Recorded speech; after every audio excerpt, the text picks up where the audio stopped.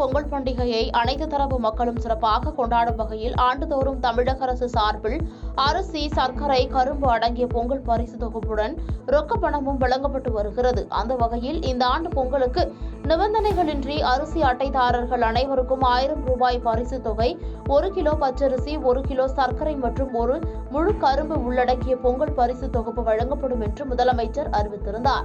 இந்நிலையில் சென்னை ஆழ்வார்பேட்டையில் ஸ்ரீராம் நகரில் உள்ள ஒரு ரேஷன் கடையில் பொங்கல் பரிசு தொகுப்பு மற்றும் 1000 ரூபாய் பணத்தை முதலமைச்சர் மு.க. ஸ்டாலின் வழங்கி தொடங்கி வைத்தார். இந்நிகழ்ச்சியில் அமைச்சர்கள் சேகர் பாபு, மா. சுப்பிரமணியன், பெரிய கருப்பன், சக்கரவாணி மற்றும் அதிகாரிகள் பலர் உடனிருந்தனர்.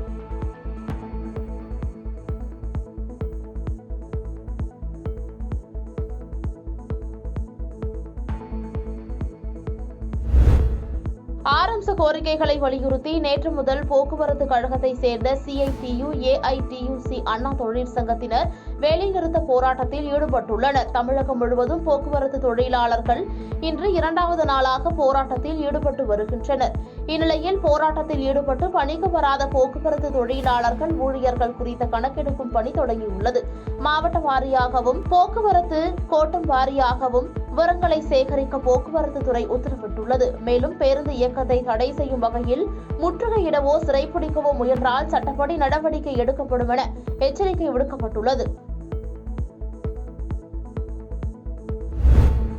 தமிழகம் முழுவதும் போக்குவரத்து தொழிலாளர்கள் நேற்று முதல் வேலைநிறுத்த போராட்டத்தில் ஈடுபட்டு வருகின்றனர். போக்குவரத்து தொழிற்சங்கங்கள் வேலைநிறுத்தம் அறிவித்த நிலையிலும் தமிழ்நாடு முழுவதும் பேருந்துகள் இயங்கியது. இந்நிலையில் தமிழகம் முழுவதும் 97.7 விழுக்காடு பேருந்துகள் இயக்கப்படுகின்றன. சென்னையில் மாநகர பேருந்துகள் 97.68 விழுக்காடு இயக்கப்படுகின்றன. இந்நிலையில் அரசு பேருந்துகளை இயக்க தற்காலிக ஓட்டுநர் மற்றும் நடத்துனர்களுக்கு அரசு அழைப்பு விடுத்துள்ளது. பயிற்சி பெற்ற ஓட்டுநர்கள் மற்றும் நடத்துனர்கள் அசல் உரிமம், ஆதார் அட்டையுடன் மாவட்ட போக்குவரத்து கழக அதிகாரிகளை அணுக அரசு அறிவுறுத்தியுள்ளது. முன்னாள் முதலமைச்சர் ஓ. பன்னீர்செல்வம் வெளியிட்டுள்ள அறிக்கையில் ஊதிய குழு பேச்சுவார்த்தை, ஓய்வு பெற்ற போக்குவரத்து தொழிலாளர்களுக்கான அகவிலைப்படி உயர்வு ஆகியவற்றை வலியுறுத்தி காலவரையற்ற வேலை நிறுத்தத்தை அரசு போக்குவரத்து தொழிலாளர்கள் தற்போது மேற்கொண்டுள்ளனர். எனவே மக்களின் அச்சத்தினை போக்கும் வகையிலும் போக்குவரத்து தொழிலாளர்களின் கோரிக்கைகளுக்கு மதிப்பளிக்கும் வகையிலும் போராட்டத்தில் ஈடுபட்டுள்ள தொழிலாளர்களை அழைத்து பேசி வேலை நிறுத்தத்தை முடிவுக்கு கொண்டுவர நடவடிக்கை எடுக்க வேண்டும் என்று முதலமைச்சர் மு.க. ஸ்டாலின் அவர்களை கேட்டுக் கொள்கிறேன் என கூறப்பட்டுள்ளது. குஜராத் மாநிலம் காந்தி நகரில் உள்ள மகாத்மா மந்திரில் துடிப்பான குஜராத் வர்த்தக மாநாட்டை பிரதமர் மோடி தொடங்கி வைத்தார். தொடர்ந்து முன்னணி உலகளாவிய நிறுவனங்களின் தலைமை நிர்வாக அதிகாரிகளுடன் ஆலோசனை மேற்கொள்கிறார். துடிப்பான குஜராத் என்ற தலைப்பிலான 10வது வர்த்தக மாநாடு இன்று தொடங்கி 3 நாட்கள் காந்தி நகரில் நடைபெறுகிறது. இந்த ஆண்டு உச்சி மாநாட்டில் 34 கூட்டணி நாடுகளும் 16 அமைப்புகளும் பங்கேற்கின்றன. முன்னதாக ஐக்கிய அரபு எமிரேட்ஸ் அதிபர் முகமது பின் சையத் அல் நயான், செக் குடியரசு நாட்டின் பிரதமர் திமோர் லெஸ்டே அதிபர், மொசாம்பிக் அதிபர் உள்ளிட்ட உலக தலைவர்களை சந்தித்து குழு புகைப்படம் எடுத்துக் கொண்டார்.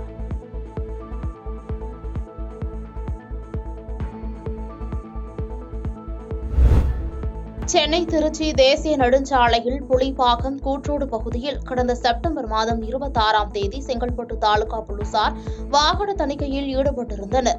அப்போது சென்னையிலிருந்து செங்கல்பட்டு நோக்கி இருசக்கர வாகனத்தில் வந்த இளைஞர் இருசக்கர வாகனத்தை வீலிங் செய்தபடி சக வாகன ஓட்டிகளை அச்சுறுத்தும் வகையில் சென்றுள்ளார்.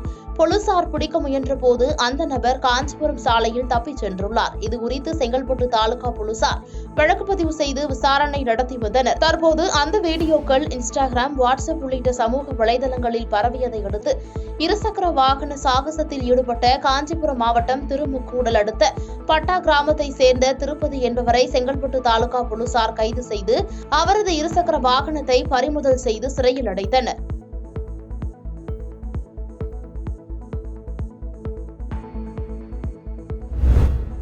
மதுரை ஜெயஹிந்த்புரம் நேதாஜி தெருவை சேர்ந்தவர் நாகராஜன். இவர் மதுரை மாநகராட்சியின் துணை மேயராக உள்ளார். இந்நிலையில் துணை மேயர் நாகராஜன் தனது மனைவி செல்வராணி ஆகியோர் இல்லத்தில் இருந்தபோது திடீரென வந்த மர்ம நபர்கள் இருவர் அரிவாள் உள்ளிட்ட பயங்கர ஆயுதங்களை வைத்து வீட்டு வாசலில் இருந்த இருசக்கர வாகனங்களை அடித்து நொறுக்கியதோடு வீட்டிற்கு உள்ளே நுழைந்து கொலைவெறி தாக்குதல் நடத்தியுள்ளனர். இதனால் ஜெயஹிந்த்புரம் பகுதியில் பரபரப்பு ஏற்பட்டுள்ளது.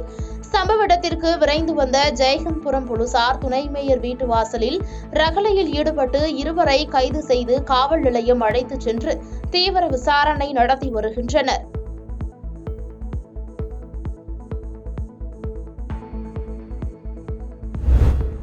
நெல்லை மாநகராட்சியின் மேயராக திமுக கட்சியைச் சேர்ந்த சரவணன் மற்றும் பாளையங்கோட்டை திமுக சட்டமன்ற உறுப்பினர் அப்துல் வஹாபுக்கும் இடையே ஏற்பட்ட கருத்து வேறுபாடு காரணமாக கட்சிக்குள் பல்வேறு சலசலப்புகள் ஏற்பட்டது. இந்த பிரச்சனையை முடிவுக்கு கொண்டுவர நெல்லை மாவட்ட பொறுப்பு அமைச்சர் தங்கம் தென்னரசு நியமிக்கப்பட்டுள்ளார்.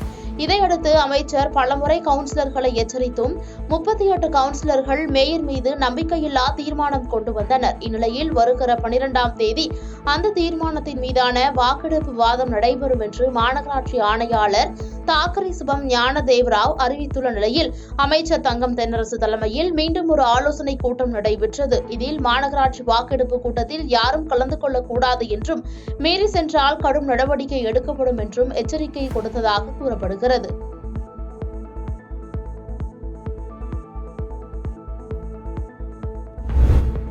தமிழர் திருநாளாம் பொங்கல் பண்டிகையை ஒட்டி திருநள்ளாறு தொகுதியில் உள்ள தூய்மை பணியாளர்கள் உள்ளிட்ட 1000க்கும் மேற்பட்ட ஏழை எளிய மக்களுக்கு திருநள்ளாறு வட்டார காங்கிரஸ் தலைவர் சிவக்குமார் ஏற்பாட்டில் அரிசி, வெல்லம், முந்திரி, திராட்சை, நெய் உள்ளிட்ட பொருட்கள் அடங்கிய பொங்கல் தொகுப்பினை புதுச்சேரி முன்னாள் முதலமைச்சர் நாராயணசாமி வழங்கினார். முன்னதாக திருநள்ளாறு காங்கிரஸ் கமிட்டி தலைவரின் தந்தையாகிய களியபெருமாள் திருவுருவப் படத்திற்கு முன்னாள் முதலமைச்சர் நாராயணசாமி உள்ளிட்ட காங்கிரஸ் கட்சியினர் மலர் தூவி அஞ்சலி செலுத்தினர். இந்நிகழ்ச்சியில் புதுச்சேரி மாநில முன்னாள் காங்கிரஸ் கட்சி தலைவர் ஏவி சுப்பிரமணியன், முன்னாள் அமைச்சர் கமலக்கண்ணன், மாவட்ட தலைவர் உள்ளிட்ட பலர் கலந்து கொண்டனர்.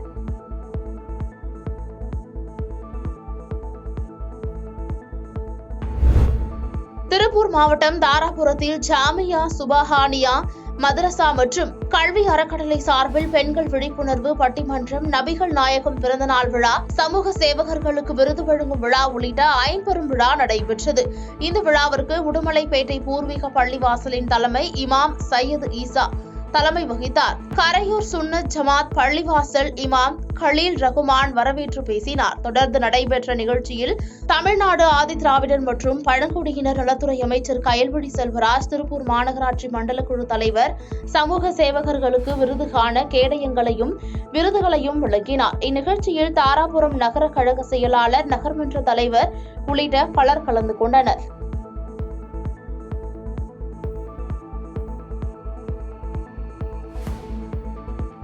பாதகம் செய்பவரை கண்டால் நாம் பயங்கொள்ளலாகாது பாப்பா, மோதி மிதித்து விடு பாப்பா, அவர் முகத்தில் உமிழ்ந்து விடு பாப்பா. அண்மை செய்திகளை உடனுக்குடன் தெரிந்து கொள்ள இணைந்திருங்கள் இயம்நாடு தொலைக்காட்சியுடன்.